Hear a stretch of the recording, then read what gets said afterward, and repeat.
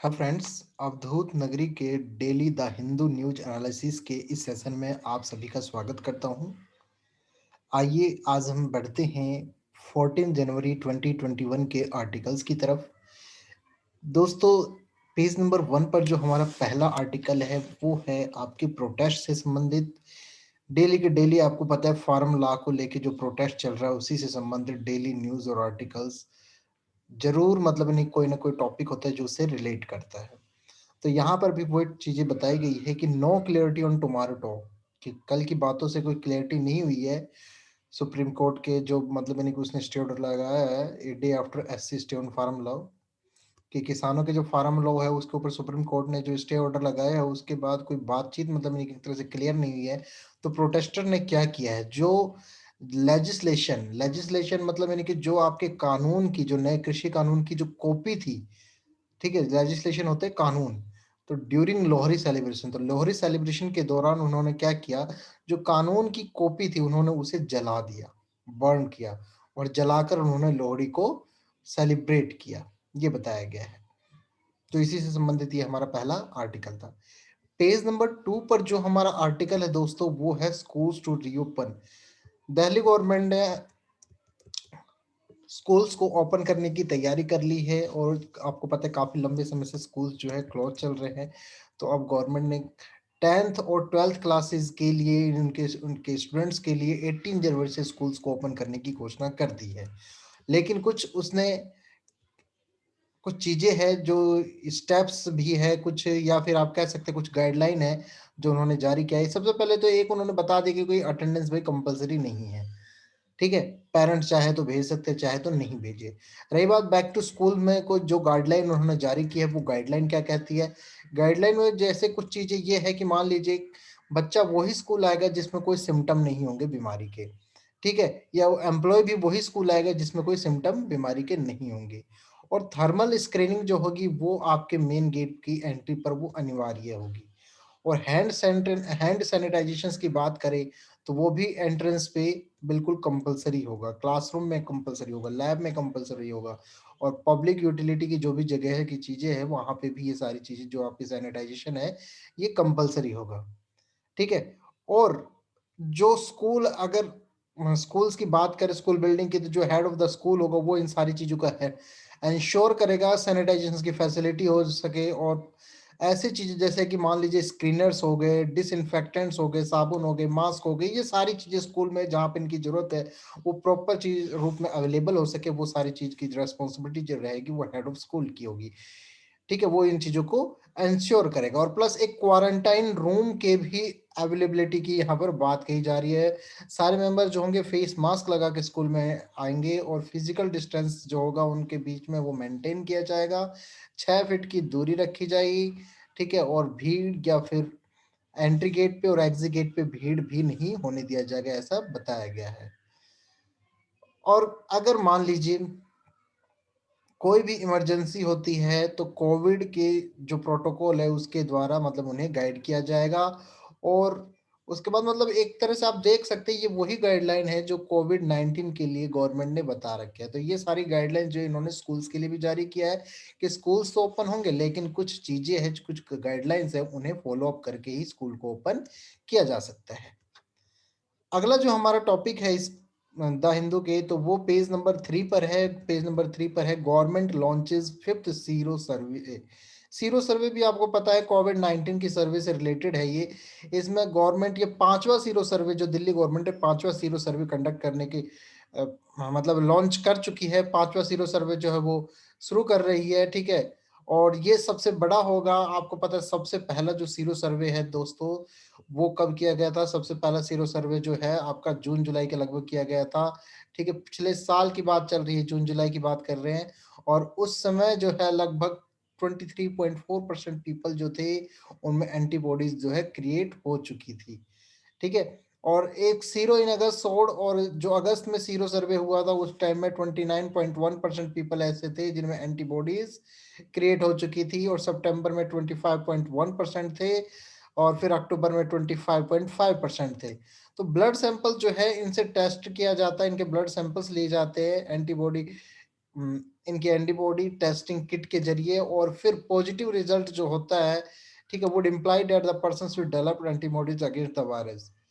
और मान लीजिए कोई बंदा पॉजिटिव है तो उसे मतलब ये जो भी एंटीबॉडीज होते हैं, एंटीबॉडीज जो भी सॉरी जिनके शरीर में एंटीबॉडीज बन जाते हैं, प्रोड्यूस होते हैं, वो वायरस के खिलाफ काम करते हैं। तो इसका मतलब ये हुआ कि this means that the person was infected at some point by the virus. अगर कोई भी आदमी किसी प्रकार से वायरस से ग्रसित है तो उसके अंदर जो है इम्यूनिटी अगेंस्ट इट, तो इसके अंदर खुद लड़ने की एक क्षमता पैदा हो कर देता है ये। ठीक है, तो ये हो गया हमारा सीरो सर्वे के बारे में जो आर्टिकल यहाँ पर दिया हुआ है। आइए अगले आर्टिकल की तरफ बढ़ते हैं। अगला जो आर्टिकल हमारा पेज नंबर 4 से है, panel to identify facilitators of illegal migrants. मतलब यानी कि एक यहाँ पर पैनल बनाने की बात कही जा रही है कि जो पैनल ऐसा होगा जो आइडेंटिफाई कर सकेगा जो भी इलीगल माइग्रेंट्स होंगे, अवैध प्रवासी होंगे। तो ये आसाम पुलिस ने, the border wing of the Assam police है, मतलब पुलिस जो आसाम पुलिस के बॉर्डर विंग है, उन्होंने अंतरराष्ट्रीय सीमा जो अवैध माइग्रेंट्स है, ठीक है, जो आपके इलीगल माइग्रेंट्स थे, ठीक है, तो उन माइग्रेंट्स को पहचानने के लिए इन्होंने एक पैनल को क्रिएट करने की बात कही है, एक पैनल बनाने की बात कही है, जिस पैनल के द्वारा इन अवैध प्रवासियों को पहचाना जा सकेगा। ठीक है, तो ये सारे इसमें बताया गया है। पेज नंबर 5 पर जो है हमारे एक आर्टिकल दिया हुआ है, NI court allows 5 books a month to Sudha Bharadwaj. देखिए ये टॉपिक हमारे लिए इंपॉर्टेंट नहीं है, हमारे लिए यहाँ पर इंपॉर्टेंट है एनआईए। सिंपल सा टॉपिक है, ठीक है, नेशनल इन्वेस्टिगेशन एजेंसी। इसके बारे में गाइस आप लोगों को खुद ही करना है कि ये क्या है, कि एजेंसी क्या काम करती है, इसका गठन कैसे होता है, और इसके हेडक्वार्टर क्या है, और इसके डायरेक्टर कौन है। ये सारी चीजें आपको खुद देखनी है, ये इंपॉर्टेंट है हमारे लिए एनआईए जो वर्ड है।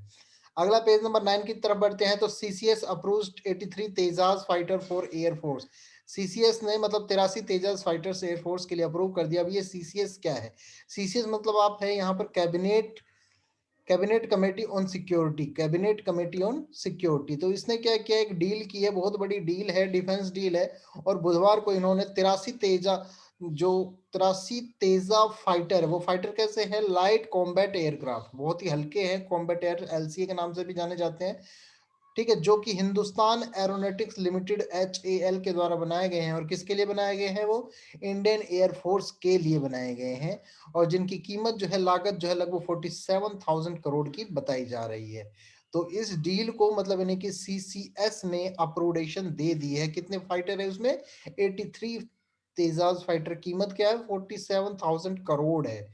ठीक है, तो राजनाथ जी ने इसे एक गेम चेंजर भी कहा है।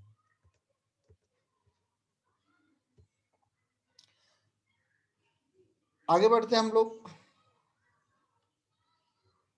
अगला जो है, देखिए अब ये डिफेंस सिस्टम को, एक चीज है देखिए, डिफेंस सिस्टम को मजबूत करने के लिए यहाँ पर 47,000 करोड़ के जो मतलब यानी कि आपके तेजाज फाइटर है, उन्हें अप्रोडेशन मिली है। तो ये तेजाज फाइटर को अप्रोडेशन क्यों मिली है? ताकि अपने डिफेंस को मजबूत किया जा सके, इसको स्ट्रेंथन करने के लिए।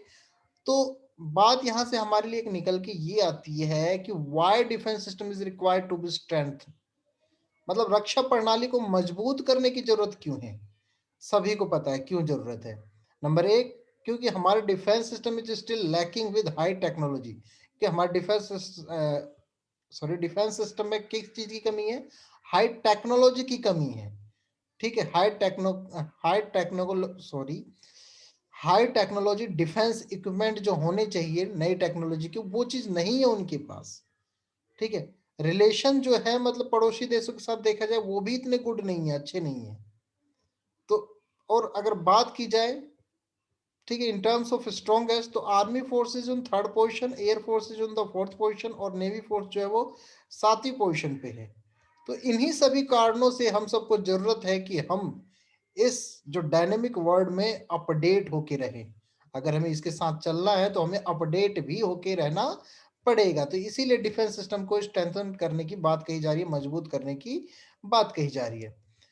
बीच में कोई आर्टिकल्स इतने इंपॉर्टेंट नहीं है। पेज नंबर 6 और 7 पे एडिटोरियल है, एडिटोरियल के बारे में हम लास्ट में डिस्कस करेंगे। पेज नंबर 10 पर जो है आज का, उसमें बताया गया कि 11 सिटीज गेट कोवैक्सीन शिपमेंट्स, मतलब 11 शहरों को कोवैक्सीन की शिपमेंट जो है वो प्राप्त होगी। Bharat biotech dispatch, Bharat biotech एक ऐसी कंपनी है गाइस जिसने मतलब कोवैक्सीन, जिसने क्या किया, कोरोना वायरस के वैक्सीन को जनरेट बनाया है, ठीक है। और उस वैक्सीन का अगर बात करते हैं कि उस वैक्सीन का क्या नाम है, तो उस वैक्सीन का जो नाम है वो है कोवैक्सीन, ठीक है, कोवैक्सीन। और एक दूसरी कंपनी जो है वो भी, जैसे हमारे देश में आपको पता है दो कंपनियों ने वैक्सीन को बनाया है, ठीक है, एक भारत बायोटेक और एक आपके सीरम कंपनी है। तो इन दोनों कंपनियों ने वैक्सीन को जनरेट किया। तो इसमें भारत बायोटेक जो है कोवैक्सीन जो इसने है इसकी सप्लाई को शुरू कर दिया है, ठीक है। और इसकी सप्लाई की बात करते हैं तो the first batch of vaccine, तो इस वैक्सीन के जो पहले बैच की अगर सप्लाई की बात करते हैं तो एयर के द्वारा इसका डिस्पैच शुरू किया गया है और हैदराबाद से 11 सिटीज के अंदर, ठीक है, 11 सिटी, हैदराबाद की 11 सिटीज के अंदर इसे डिस्पैच किया गया है। और इसमें रिसिप्ट जो है 11 सिटीज के अंदर 55 लाख डोजेज की रिसिप्ट है। कितने डोजेज है इसमें? 55 लाख डोजेज है इसमें, ठीक है। तो ये हो गया हमारा जो कोवैक्सीन की शिपमेंट के बारे में बात कही गई है। अगला जो है बीएसएफ ने एक ट्यूनल ढूंढ लिया है, सुरंग ढूंढ लिया है दोस्तों जम्मू के अंदर। जम्मू के अंदर उन्होंने एक अनअर्थ ट्यूनल इन जम्मू, एक जम्मू के अंदर उन्होंने सुरंग का पता लगा लिया है। तो इसमें क्या है, border security force on Wednesday, मतलब वेडनेसडे के दिन, बुधवार के दिन उन्होंने 30 फुट गहरी और 150 मीटर लंबी एक सुरंग को खोज डाला है जो कि सांबा जिले में जम्मू कश्मीर में है। और ये तीसरी ऐसी सुरंग है दोस्तों जो नवंबर से लेकर अब तक मिल चुकी है। स्पेसिफिक इंटेलिजेंस के अकॉर्डिंग बीएसएफ के ट्रूप्स ने, बीएसएफ की टुकड़ी ने एक टनल को बोबिया एरिया के, सांबा सेक्टर के बोबिया क्षेत्र से इस टनल को खोजा है। और ये जो टनल है 2-3 फीट, दिस टनल है ओपनिंग ऑफ अबाउट 2-3 फीट। इसका जो मतलब यानी कि अगर ओपनिंग की बात करें तो जहां पे वहां पे 2-3 फीट चौड़ा है और 20 से 30 फीट तक के लगभग गहरा है। और इस टनल के अगर डायरेक्शन की बात करते हैं, इस सुरंग के डायरेक्शन की बात करते हैं तो direction of the tunnel is towards the international border, अंतरराष्ट्रीय बॉर्डर की तरफ इसका डायरेक्शन है, इसकी दिशा है, जो 150 मीटर लगभग लंबी है। और बात करें तो ये टनल जो है लगभग पाकिस्तान की टेरिटरी में घुसने का एक रास्ता है। बीएसएफ की ये स्टेटमेंट है। तो ये काफी हमारे लिए चिंताजनक है। और ऐसी ट्यूनल तीसरी मिल चुकी है जैसा कि इसमें बताया गया है। पहले भी मैं ट्यूनल के बारे में बता चुका हूं आप सबको, तो ये भी ट्यूनल इंपॉर्टेंट है, इसे भी आप लोग ध्यान रखेंगे। आगे बढ़ते हैं हम लोग। अगला जो है मुगल हिस्ट्री व्हाइट वॉश्ड इन टेक्स्ट से टू एजुकेशन। देखिए कोई खास इंपॉर्टेंट नहीं है लेकिन मैं आप लोगों को एज ए नॉलेज के लिए इसे बता देता हूँ। जो दो एजुकेशनिस्ट है वो दो एजुकेशनिस्ट कौन है? एक तो हमारे जेएस राजपूत और एक शंकर सरन। इन्होंने कहा है कि भाई अब जो भी टेक्स्ट बुक छप रहे हैं, जो भी प्रिंटिंग हो रहे हैं, उनमें मुगल अगर इतिहास की बात करें तो वो लगभग खत्म हो चुके हैं। तो कोई खास नहीं है, बस ये आप लोग याद रखना। आगे बढ़ते हैं हम लोग अगले टॉपिक की तरफ।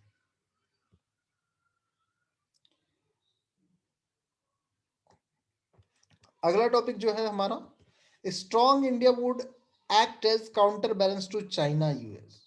देखिए इसमें बताया गया है कि अगर एक मजबूत भारत होगा, ठीक है, वो तो चाइना को आराम से काउंटर कर पाएगा, सबको पता है, ठीक है। और अगर यूएस के साथ उसके रिलेशन अच्छे होते हैं, और यूएस के साथ आप सभी को पता है हमारे रिलेशन जो है बहुत अच्छे से रहे हैं, ठीक है। तो उसी के बारे में यहाँ पर इस आर्टिकल में बताया गया है कि अगर हमारे रिलेशन यूएस के साथ अच्छे रहते हैं, ठीक है, तो हम जो है चाइना को काउंटर अटैक करने में, हम या चाइना को काउंटर करने में हम बहुत ही मतलब नहीं कि कह सकते हैं कि हम चाइना को आराम से मतलब काउंटर कर सकते हैं। तो इसी के बारे में यहाँ पर बताया गया है, कोई खास चीज नहीं है, एज आपको बस एज ए न्यूज इसे याद रखना है।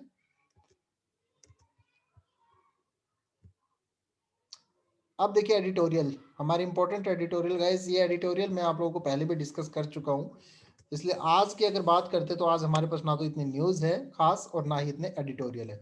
टेरर ट्रेल में अगर बात करते हैं तो इसमें वो चीजें बताई गई है कि एक यूएनएससी की स्पीच के अंदर हमारे जो एक्सटर्नल अफेयर मिनिस्टर जयशंकर जी है, उन्होंने स्पीच के अंदर क्रिटिसाइज किया था, पाकिस्तान को किया था और एक चाइना को किया था। मैंने बताया था ये कल के न्यूज में भी था एज ए आर्टिकल, तो उसमें भी बताया था इन्होंने चाइना को और पाकिस्तान को क्रिटिसाइज किया है। क्यों? क्योंकि भाई वो टेरर को फंडिंग करते हैं, टेरर को रोक पाने में वो नाकाम रहे हैं। तो उसी से संबंधित यहाँ पर ये सारी चीजें बताई गई है कि भाई पाकिस्तान को ग्रे लिस्ट में रखा गया है क्योंकि वो टेरर को फंडिंग नहीं रोक पा रहा है, और अगर ऐसे ही रहा तो वो ब्लैक लिस्टेड हो जाएगा, ठीक है। तो ये सारी चीजें इसमें बताई गई है, कोई खास नहीं है, आप इसे आज चाहे तो स्किप कर सकते हैं। अगला है formula there constitutional validity and hope. Formula के बारे में भी मैं आपको बता चुका हूँ कि क्या चीजें गवर्नमेंट ने बताई है, सुप्रीम कोर्ट ने क्या बताया, वो सारी चीजें इसमें बताई गई है। तो ये भी आज के लिए कोई खास नहीं है, हम लोग कह सकते हैं। तो इस प्रकार से आज के हमने सारे जो भी इंपॉर्टेंट आर्टिकल्स है या एडिटोरियल्स है उन सबको कवर किया, और इसी के साथ यहाँ का सेशन जो है एंड होता है। और आप सभी का बहुत बहुत धन्यवाद दोस्तों इस वीडियो को देखने के लिए। किसी प्रकार की अधिक जानकारी के लिए आप हमें दिए हुए नंबरों पर संपर्क कर सकते हैं या फिर हमारी वेबसाइट पर भी विजिट कर सकते हैं। आप सभी का अगेन से बहुत बहुत धन्यवाद इस वीडियो को देखने के लिए।